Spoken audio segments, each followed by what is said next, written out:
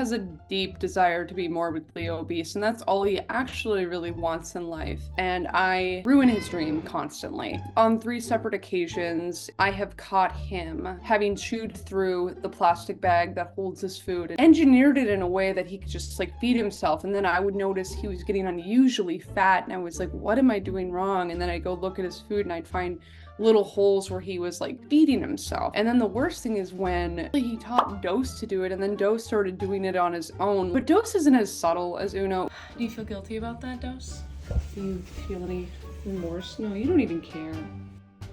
So I got them at 2 very different times in my life. Uno I got when I lived in Minnesota. I was walking back to my car from public transit, and this little cat walked up to me and my friend and meowed, and I meowed back. And then it ran up to us, which is unusual behavior, so I knew this cat kind of needed some help. I ended up taking it home, and just based off how friendly it was, I was like, this cat has to have a home, no problem. I'm gonna do the postings, I'm gonna bring him in, we're gonna find the chip, we're gonna figure this out. There was no chip. I went out on Facebook, I did all the postings, I called up the local humane societies and animal control. There was no one looking for this cat. And so what ended up happening is I thought I had taken Uno home to like find his home, but he had found his home when he got to my place. I was his home.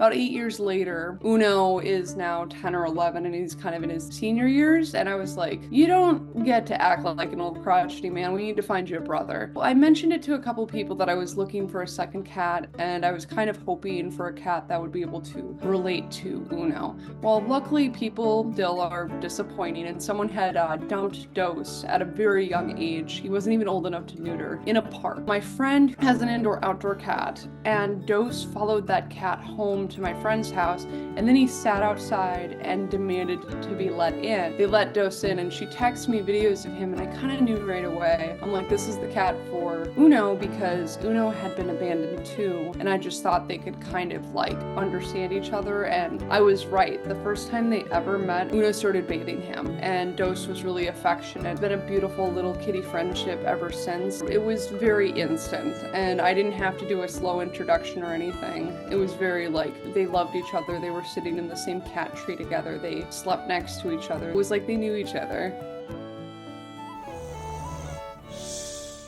My boyfriend Cal fell in love with Dose so quickly. Dose is like him. So it's like kind of fun that we accidentally attracted these cats that are so much like us.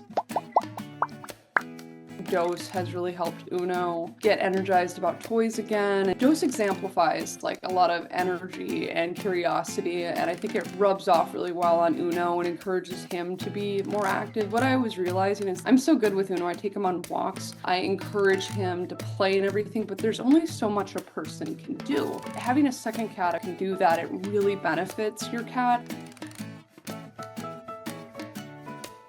Uno is very chill. Uno can go on walks. He loves meeting people. It's the most obvious heartwarming thing is when Uno meets kids. He has a very special place in his heart for kids. He is just so patient and so loving, and he gets so excited. He like actually like picks up his pace and walks like towards them, and it's very funny. It's just seeing the joy and surprise from like the parents, and then the kids are just so natural. They know right away that this cat is like friendly, and they just go in for it, and Uno is always like so excited.